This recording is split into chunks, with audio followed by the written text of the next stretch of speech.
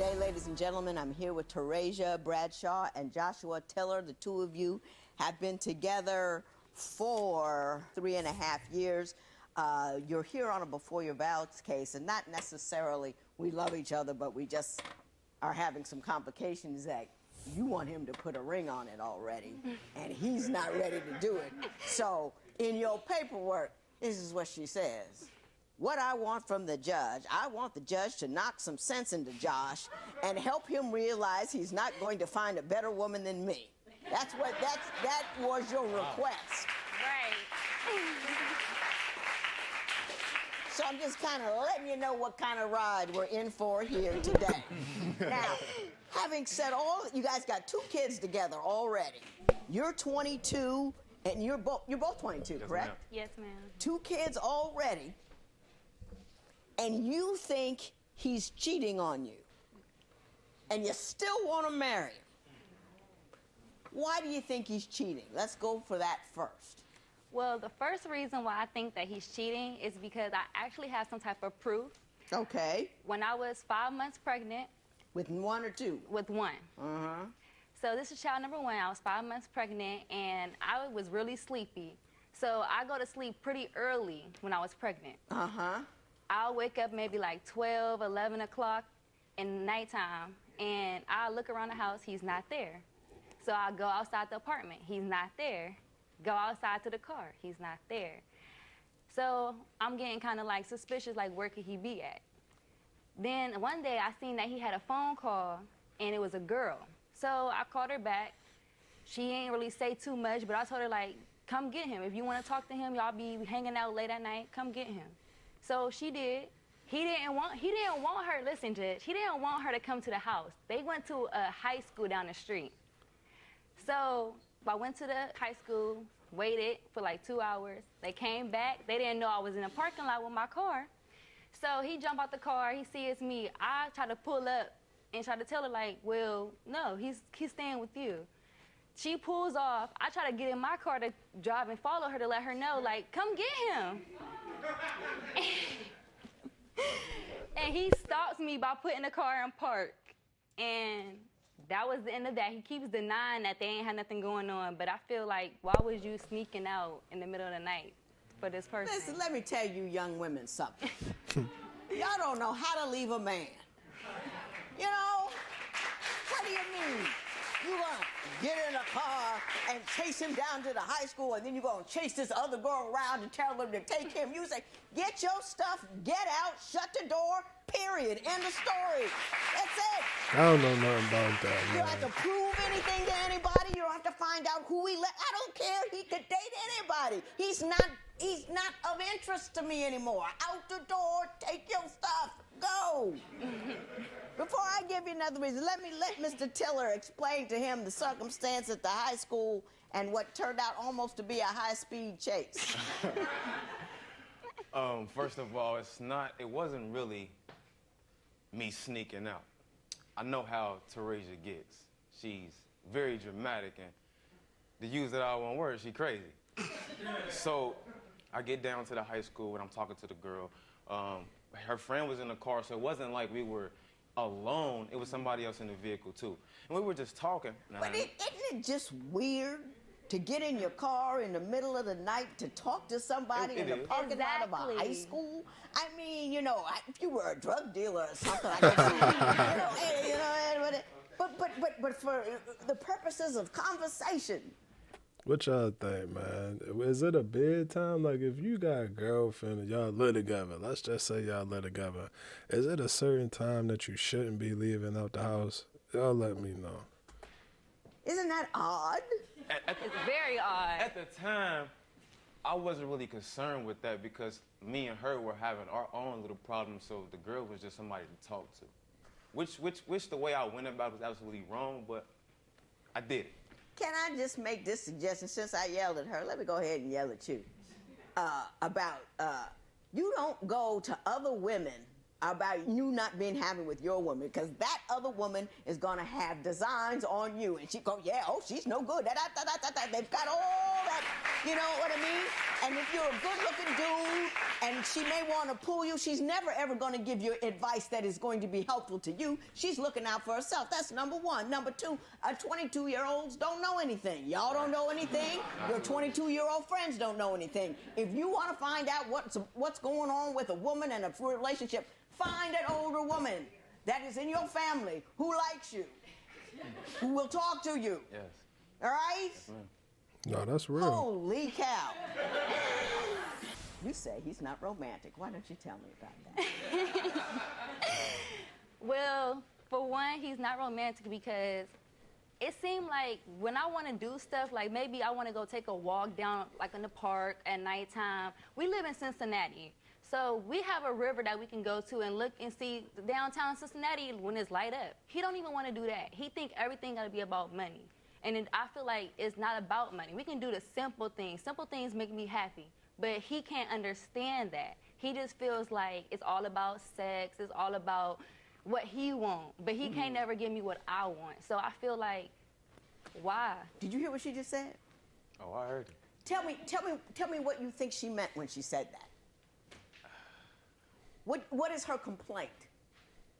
I don't basically give her any attention. Not quite. Let me ask you this. Do you see any truth in what she just said? Do you see where she gets that idea from?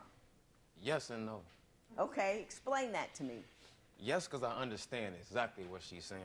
I'm not lost on that part. But the no part is, you can't demand or ask something from somebody and then don't try to give them anything in return. Explain that to me. You can't tell me that you wanted me to be romantic and all these different things, but I don't even get no affection or no romance from you. That it goes both ways. Just like I said, you can't. So you feel unappreciated as well? Absolutely. Tell me why you feel unappreciated. There's multiple times where she's then chose other things over me, like her friends or what's going on social media, all these different type of things over me. She would rather go to the club than to spend the time with me. She spends 2 weekends or 3 of the month in the club. In the club. Now But I don't even see you, and then you at work all day. And when you come home, you on your phone. You talking to your friends. You don't talk to me.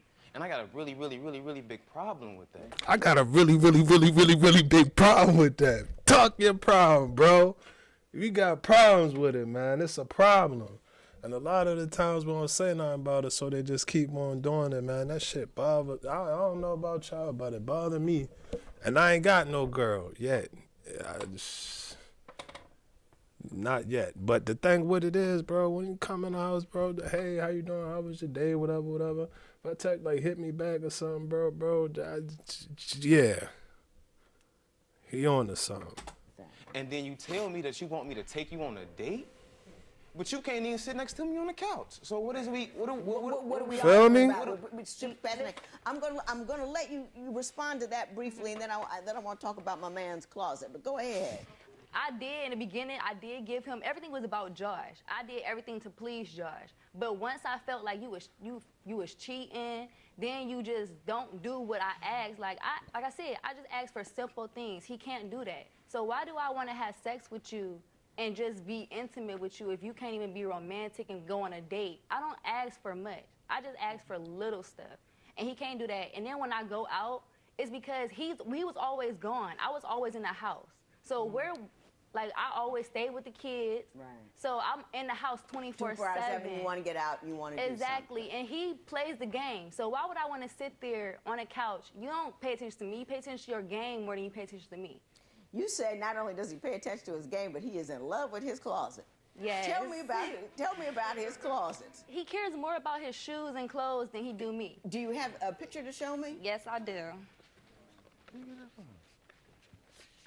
Now, as she's showing me this picture, do you want to defend yourself? You don't think it's necessary. What would you like to? Am I going to be horrified or what? Cleaner than my closet. Damn. Wow, that's a lot of shoes. I like stuff. I've always been like that. Do your daughters have, college funds or anything like that? You ready for that? Or do you live in a neighborhood where there aren't any good schools? Maybe you might have to send them to a private school. You ready for any of that? What if somebody gets sick? What if somebody loses a job? Are you ready for any of that? You're absolutely right. But most of the stuff is previous stuff, though. This ain't just stuff I've been buying and all those type of things. Like, I've had this Previous stuff to what you two got together when you were, what, 17? I've had this stuff for a long time. I really have, believe it or not. I really have. It's just I just take care of my stuff, and that's all How it really much is. money do you spend, you think, monthly on shoes and clothes? Be honest. I don't know. I couldn't even tell you. I'm gonna be honest with you. 200-300? It's a lot. That's only one pair. That's one pair of shoes. Damn. Do you know how much money you would have if you put $200 to $300, maybe in a mutual fund or an investment account, or for your kids' education? $300 every month. Do you know those girls would be solid by the time it was ready for them to go to school? But rather than that, rather than invest in their mind and in their future and in their current day health and welfare, should something go amiss at your house, you are investing it in your feet. Do you see that? Do you see how deep that is? That's me. I read you guys' compatibility test, and it pretty much showed up the same way you have here. But my understanding is, too, that you are concerned about his temper. Tell me what the problem is with his temper. He has no filter. He thinks that he don't matter who, he don't care who you are, he will tell you how he feels. So if he feel like he's being disrespected, it don't even have to be like as much as a big disrespect. He just has a mouth. He just can't control it. For instance, I got in a car accident, hit a mailbox. He came, because it was like right around the street from us. He came to make sure I was okay, but that issue was with the police. The police said something that he didn't like to me, and he felt like he had the need to say something, and him and the police got in an argument. Then they start wrestling. So that kind of self-explanatory. Yeah, you can't be wrestling with the police. That thing can turn out really wrong. But at least he stood up for his girl. That's a lie, nigga. You say something around that girl, they ain't gonna say nothing back. At least he stood up for his girl. I ain't mad at that. This is just how I am, and I'm not gonna apologize for how I am. I'm sorry, I'm not. Let me tell you something. Let me tell you something about how you are and not apologizing for it. If you're not going to apologize for, I'm not asking you to apologize for who you are, but I'm asking you to grow up and be a better person. Absolutely. Because if you're not in control of your temper and your time, you get into the wrong situation with the wrong police. You got 2 daughters that you're trying to raise. You don't have the right to be cavalier about your safety. You don't have the right to be cavalier about your money. You don't have the right to say, this is me and I'm not going to apologize for who I am. You are obligated to man up. You are obligated to step forward. You are obligated to do those things that are not easy for you. You are obligated to take command of who you are, how you feel, and what you do, because those girls are counting on you. This is how I am. You know how weird I used to be? I could still be weird at 22 with those crazed ideas I had that I didn't want to talk to anybody, and I didn't want to leave the house, and I didn't want to do that. That's who I was. But who I was wasn't getting me where I want to be. Look what, you know what I'm saying? He's got a lot of negatives going for you. You think he's cheating, he's got a bad temper, he spends a lot of money, but you want to connect yourself to him. Because of the 2 kids, is that it? I mean, but for the girls, would you not be wanting to marry him? No, it's actually because when we first got together, everything was good. Everything, like, he was just the only person I cared about. I didn't care about nobody else. But it just seemed like now it's just changing, because I don't know if we getting older or what, like we trying to go in our separate ways. But I really do love him, and he's the only person I really just see myself with. That's because you haven't been around enough to see anybody else. I mean, you've been with him since your hormones woke up. Do you see yourself ever marrying her? Yes, I could. Absolutely. My biggest thing with her is her maturity, and mine's too. That's why I say I don't think we neither one of us is ready. It's always something. And I know that in a marriage you're gonna have your problems, But I feel like, so to speak, we in a little marriage, a mini marriage, if you want to call. We in a relationship. And if we can't get this right, I hear you. and I'm not trying to go through that, I hear that's too you. much paperwork. I hear you. Paperwork, child support, marriage support, spousal support, transportation fees, and there's a fucking box on there that say other. Yeah, he right, man. I like him. What he say on, what movie was this? What he say? What was the movie, bro? He was like, yeah, pimp. He like, how about you come over tonight, come chill with us and our family. Let me check my Palm Pilot. He was like, what'd he say? I was just gonna get drunk and watch The Grinch. What, Day They Holler Out? I like him. I like bro, man. Bro, cool. He immature, but he mature, though. He immature, but he mature, though. Both of them seem like they straight, man. They might as well go ahead and tuck their little primes in, take one, take the other one, swam, and put them together, yo. I like them. They cool with me.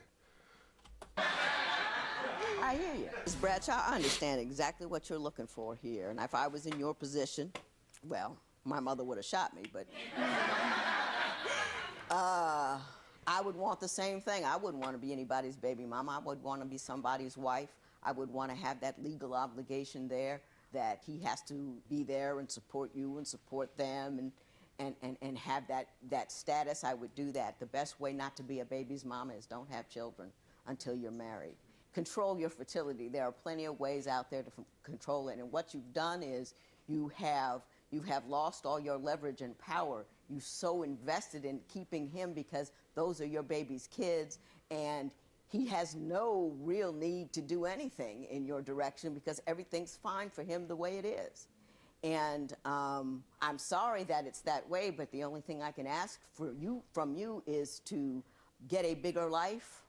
I know it's hard with 2 kids, but you should get educated and mature and be able to, if the time comes, to move on without him, should he not be the man that you want to live with for the rest of your life. He needs to continue to be a father to those children, but don't wait forever. A man is not a plan. Right. Mr. Tiller, I think you heard me when I said something about those tennis shoes and your girl's college. And I respect the fact that you heard that. I want you to understand this as well. Your daughters will put up with whatever she ends up putting up with from you. And if you want to feel like nothing one day, you run up on your 16-year-old daughter knocked up by some dude who don't want to keep her and who's running around. Talk about hurt your heart. And you're not a callous guy. You're a thoughtful guy. You're a thinking guy. And I think that will kill you. But that's exactly what you're teaching your daughters to take. Bare minimum. Bare minimum. And how damning that is to give your children bare minimum. I hope that whatever you two do, you do so in a manner that does not condemn your daughters to a life you wouldn't want to have them live. You're too young to get married now. You don't know nothing. I hope you get married one day once you learn something. But I wish you and your daughters the very best of luck. This matter is adjourned.